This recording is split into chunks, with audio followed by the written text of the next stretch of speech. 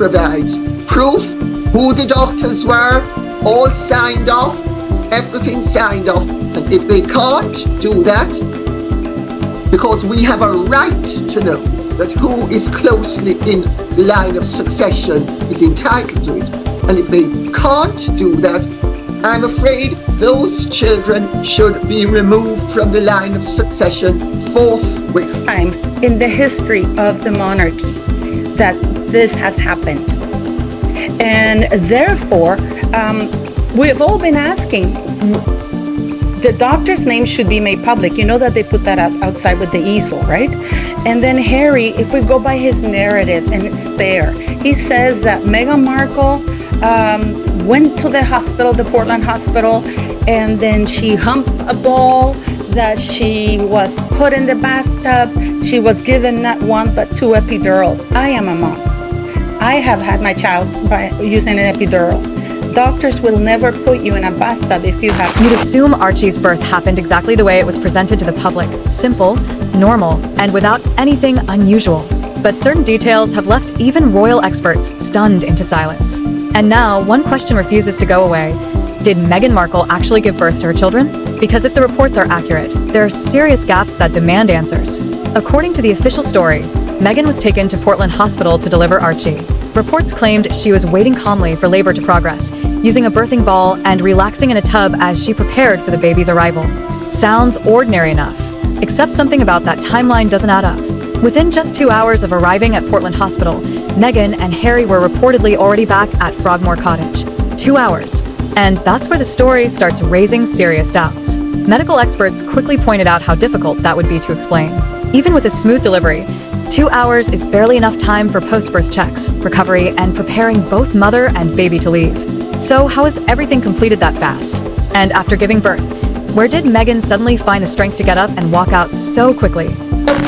Royal birth, except for that has been close to the line of succession, with the exception of Archie's and Lilibet's, has been signed off by a host of royal doctors. The only 2 that this has been omitted for, or with, whichever way you want to look at it, have been Archie and Lilibet. I think that she's much more than that. There's a selfishness there. That was worse than narcissism. That was destructive. She's an agent of destruction. What she said against Britain. Everything was just so unfair and wrong. And it was really a dreadful thing what she did. This entire account traces back to Prince Harry's book Spare, but the numbers don't sit right. And here's where it starts getting even more questionable. Royal birth protocol has always followed strict tradition. The doctors who deliver the baby are publicly acknowledged, without exception. When the palace announces a royal birth, the attending medical staff are typically listed right in the official statement. An independent witness is also part of the verification process to confirm the delivery. No loopholes, no deviations. That's exactly how it was handled for Prince George of Wales and Princess Charlotte of Wales, where the doctors present at birth were publicly named and recorded. His book says that within 2 hours of the child being born, they were back at Frogmore Cottage. Those are his words. Those are not my words. Those are his. If that is the case, that means that this woman, with not 1 but 2 epidural, with a very difficult birth, geriatric, was literally cleaned up. The baby was smacked, wrapped, put in a van, and sent back, because it takes almost an hour from Portland Hospital to go to Frogmore Cottage. So that means that they were within an hour. They were back. So why was Archie's birth handled in such a different way? When Archie was born on May 6th, 2019, something about the announcement immediately stood out. On paper, everything looked complete. The time, the weight, even the hospital name were all included. But one key detail was missing. The doctor who delivered the baby was never publicly named. And alongside that, there was reportedly no independent witness confirmed to verify the birth in the way royal tradition normally demands. It wasn't a minor detail people could easily ignore. It went against long-established protocol. Critics quickly pointed out what that meant in practice. Without the attending doctor listed, there was no external point of verification the public could refer to. Everything depended entirely on statements released by Harry and Meghan themselves. And that's where questions started to multiply, because things didn't stop there. Royal procedure is usually strict when it comes to a birth in the line of succession. The moment labor begins, the monarch is informed immediately, and security protocols around the hospital are typically activated without delay. But reports surrounding Archie's birth suggested that chain wasn't followed in the expected way. Some claims even suggested Queen Elizabeth II only learned of the birth through media reports rather than directly through formal communication. Meanwhile, Portland Hospital reportedly refused to release any further medical details, citing patient confidentiality, which meant there was no publicly available independent confirmation of the medical process at all. And that silence is exactly what kept the questions growing. Every royal birth, except for that has been close to the line of succession, with the exception of Archie's and Lilibet's, has been signed off by a host of royal doctors. And here's the thing, before any child is officially placed into the royal line of succession, the birth is meant to be independently verified. But with Archie, the only confirmed witness was Harry himself.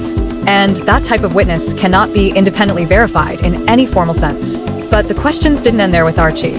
They continued with his sister, Princess Lal Diana, born in 2021, this time at Santa Barbara Cottage Hospital, a completely different country and a completely different hospital setting. Some believe Harry chose a different location specifically to keep certain details away from public scrutiny. Her birth certificate, which is usually considered the strongest form of official proof, appeared different from standard documentation. And strangely, very few members of the public could confirm they had ever seen a verified official copy. The questions only kept building, and they showed no sign of slowing down. If the birth certificate presented raises doubts, then what actually confirms that Liliette was officially born in that hospital? As it stands, many argue there is still no publicly confirmed independent verification at all. The obstetrician reportedly linked to Lyle's birth, Dr. Melissa, was later identified. Now, royal births are supposed to be, the details have to be made public because they have to reassure the United Kingdom that they meet the legal requirements to be in the line of succession, right? So, and we know that the only living witness to Archie's birth is Prince Harry. Who else? Then something unexpected happened. Shortly after the birth, the doctor reportedly linked to the delivery quietly shut down her medical practice with very little notice. And that raised eyebrows almost immediately, because in most cases, assisting in a royal-adjacent birth is considered a defining career moment, the kind of professional milestone that brings recognition, prestige, and public honor. So why step away so abruptly? The questions didn't stop there, because back to Archie, the situation was already becoming increasingly complicated. At the time of his birth, Harry and Meghan were still officially working members of the royal family, even as reports suggested they were already planning their eventual departure behind the scenes. And then came another detail that caught attention. Archie's original birth certificate reportedly included Meghan's personal name, which initially appeared completely standard. But later, an amendment was made, removing her personal name and replacing it with royal-style titles instead. While this is technically allowed under the Births and Deaths Registration Act of 1953, it's rarely done in practice. And that's where speculation began to grow. Some argue it was a calculated decision, a way to firmly anchor royal identity onto the child in case any future separation from the institution created complications. A protective legal step, or something far more deliberate than it first appeared. If a royal lady who's about to give birth, there's 2 phone calls that the security team makes. One, to the palace to inform Her Majesty that, she's gone into labor. And 2, that to the security, the head of security to secure the premises where they go. Harry claims that they didn't do any of that. That means that the Royal Police Protection Officers violated security. Through all of it, communications from the Sussex team and palace officials reportedly offered very little in the way of clear, direct explanation. And instead of settling the questions, the inconsistencies only seemed to stack up. When people examined those statements closely, many were left even more confused than before, because the wording often felt vague, carefully structured, and difficult to pin down. Nothing was fully clear, nothing was openly direct, and nothing provided the kind of closure the public was searching for. As time went on, the uncertainty didn't fade. It grew. More attention shifted toward the story, more people began digging into timelines, and more royal observers started linking details that others believed were being deliberately kept separate. The demand for clarity increased, but what came back was silence, or carefully prepared statements that, instead of answering questions, created new ones. And that's where things take another turn. Because looking back at the pregnancy period itself, there were already choices being made that raised quiet questions across royal circles. Let me rephrase that. I want to be careful how I put this. provide the proof to the world that those children were born in such a way that no questions can be asked, which means they have to provide absolute proof that Meghan bore those children and was delivered of those children herself. She began stepping back from public appearances, reducing how often she was seen, and keeping the details of her pregnancy closely guarded. And while some people argue that's completely understandable, it still raised questions in royal circles. Pregnancy is personal. Any woman has the right to privacy. But Meghan wasn't just any private citizen anymore. She had entered one of the most publicly scrutinized institutions in the world. And the British royal family has always operated on visibility, tradition, and a long-standing expectation of public accountability. Every royal birth before hers had followed a deeply established pattern, documented, witnessed, and formally acknowledged in a consistent way for generations. So when Meghan began breaking away from that pattern, people noticed, and they started asking why. At the same time, her openness about mental health became a major part of her public narrative. And regardless of opinions, speaking about mental health struggles takes real courage. But the timing and the way those experiences were shared added another layer to an already complex situation. She described feeling unsupported, isolated, and emotionally cut off within the structure of the palace. And when those claims were later brought into the Oprah Winfrey interview, the conversation shifted sharply, and suddenly, Archie became part of the wider discussion. That interview became one of the most watched and debated royal moments in modern history. It dominated global headlines, pulled in massive audiences, and kept people talking for weeks. But beneath the emotional weight and public spectacle, there were specific claims involving Archie that many feel were never properly examined. Because while the world focused on the drama unfolding on screen, some of the most sensitive details quietly slipped past public scrutiny. Me and other YouTubers, we have tried to get a copy of the birth certificate for Lily. And I mean, they're expensive. I tried to get 7 times I tried to get it. I sent you the email of what they responded to me. And it's like they can't find the record, and they offer me to go to Santa Barbara, which is where the child is supposed to have been born, and maybe I can get it there, right? Those pointed details slipped past most people in the moment. During that interview, Meghan revealed that before Archie was born, there were alleged conversations within the royal household about what his skin tone might be. She described it as painful, disturbing, and something that left a lasting impact. The interview itself was intense, emotional, and deeply charged, but it also opened a door that many weren't ready to walk through. Because if those internal conversations really took place, it raises an uncomfortable question. How was Archie being discussed before he even entered the world?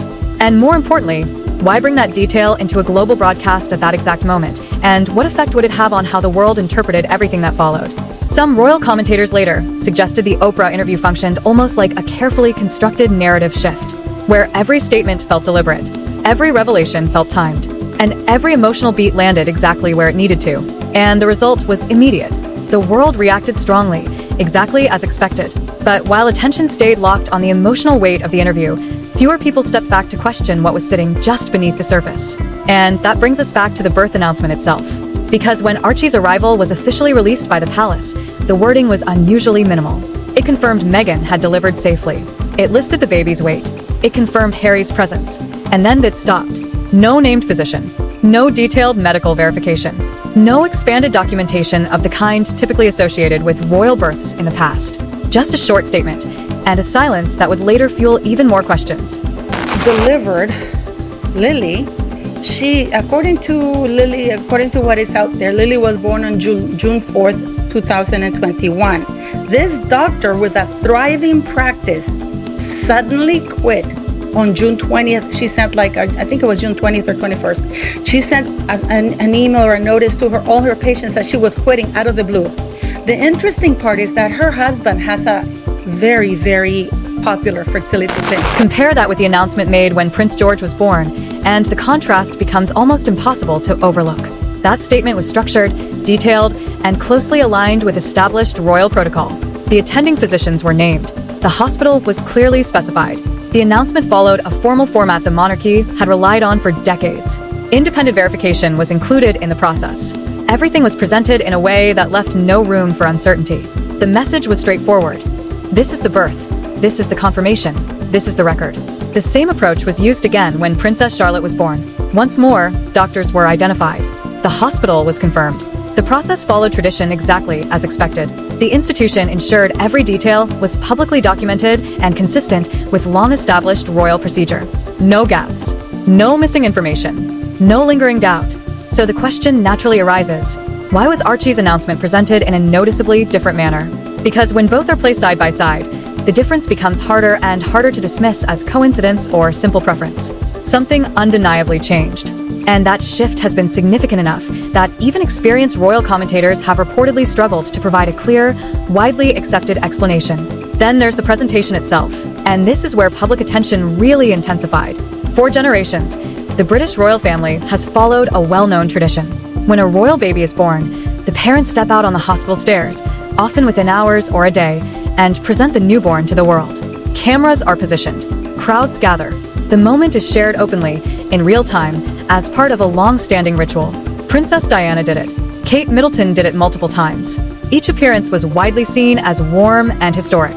Though the Hollywood alum wasn't a fan of her hubby's royal rules, she recently gave a nod to the British family when she changed her name on her son's birth certificate. Meghan Markle made an update to son Archie's birth certificate, taking her first and middle names Rachel Meghan off the document. In the latest copy of the certificate obtained by the UK's The Sun, the former Deal or No Deal model replaced her moniker with Her Royal Highness the Duchess of Sussex. Human, deeply relatable moments that brought the public closer to the royal family.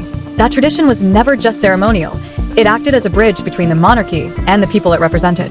But when it came to Archie, that familiar ritual never happened in the same way. There was no appearance on hospital steps, no immediate public introduction in the hours after birth. Instead, the world was introduced to Archie 2 full days later, inside the carefully controlled setting of St. George's Hall at Windsor Castle. The atmosphere was formal, the backdrop deliberately composed, and the moment itself described by many as a highly managed presentation rather than an immediate public reveal. Now, supporters of Harry and Meghan argued something very different, that this was simply a choice for privacy, that they were protecting their child, that they were exercising the right to introduce their newborn on their own terms. And on a human level, that interpretation is understandable. But within a royal framework, it marked a clear break from long-standing tradition, because royal protocol isn't just symbolic, it exists for a reason. These practices are designed to ensure transparency, to reinforce public trust, to provide a visible layer of confirmation that events unfolded exactly as stated. When those established steps are skipped, that layer of certainty weakens, and questions naturally begin to fill the space left behind. And the questions surrounding Archie didn't appear in isolation. They formed part of a broader pattern observers had been noting for years. From the moment Harry and Meghan entered public life as a couple, their approach often stood apart from traditional royal expectations. They challenged long-held protocols. They pushed back against established norms. They defined boundaries around privacy, while simultaneously controlling how and when certain narratives were shared with the public. Those questions, and it is really shameful to me that given I was asking those questions in The Sun, that was published in The Sun, the UK's biggest tabloid newspaper at the time, why did the rest of the mainstream media not pick up on that, given they were all lied to as well, with very... That tension between privacy on one side and carefully shaping public narrative on the other became a constant source of controversy around the couple. And nowhere did it feel more intense than in the discussion surrounding their children's births. Now, go back to the birth certificate issue, because it adds another layer to an already tangled story. When Archie's birth was first registered, Meghan was reportedly listed under her personal name. That was how the document initially appeared in official records. But later, an amendment was made quietly, with little public attention. Her personal name was removed and replaced with royal-style titles instead. Legally, this is allowed under the Births and Deaths Registration Act of 1953. Nothing about it breaks the law, but the decision itself raised questions for a simple reason. It felt intentional. It felt carefully considered, as if every detail was being positioned to firmly establish Archie's royal identity in a way that couldn't be easily challenged later. Some observers believe it was a calculated step, a way to secure clarity over status regardless of how future relations with the palace unfolded.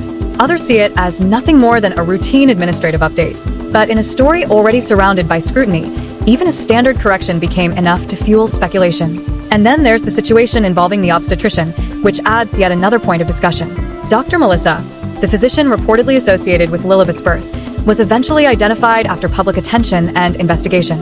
But instead of publicly confirming her involvement in such a high-profile moment, she reportedly stepped away from her practice shortly afterward, quietly and without detailed explanation. Think about what that implies.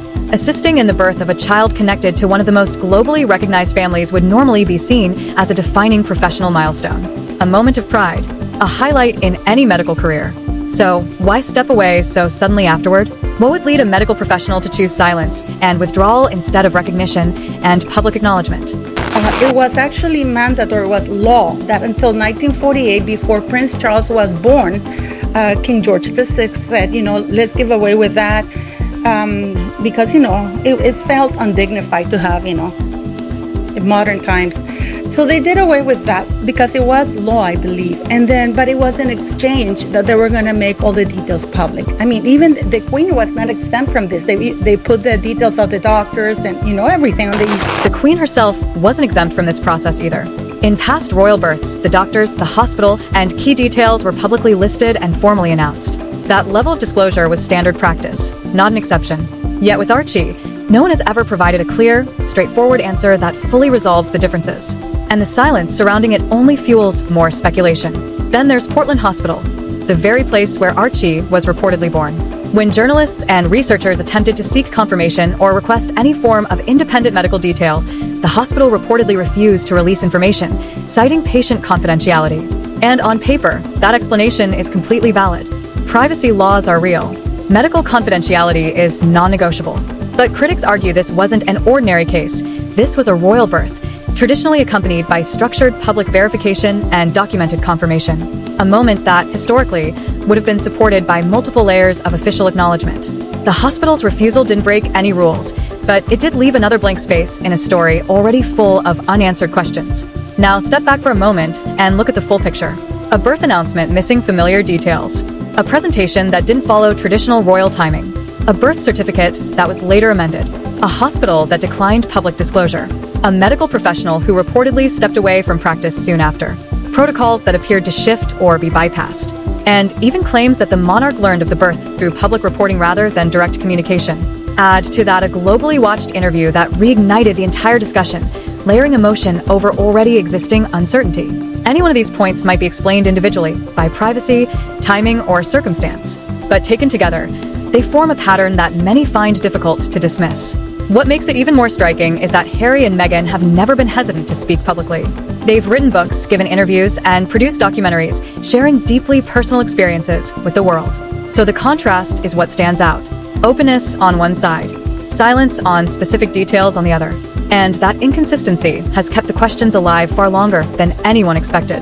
Royal historians and biographers, people who have spent their careers studying the monarchy's systems of documentation, tradition, and public accountability, have also found the situation difficult to fully reconcile. Not because the questions are unfair, but because the expected paper trail doesn't appear in the way it traditionally would. And for an institution built on record-keeping and continuity, that absence feels significant. For centuries, the monarchy has survived by maintaining a careful balance between privacy and public confirmation, ensuring that even its most personal moments carried a level of verifiable structure.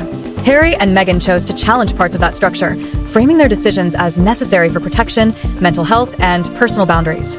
Many supported that stance. Many understood it. But those choices also created gaps, and those gaps continue to generate discussion. At the center of it all are two children whose births have become some of the most heavily analyzed in recent royal conversation. Not because of who they are, but because of the unanswered questions surrounding how their arrivals were publicly documented and presented. And after everything, the details, the contradictions, the missing confirmations, the discussion always circles back to the same point. What do you believe?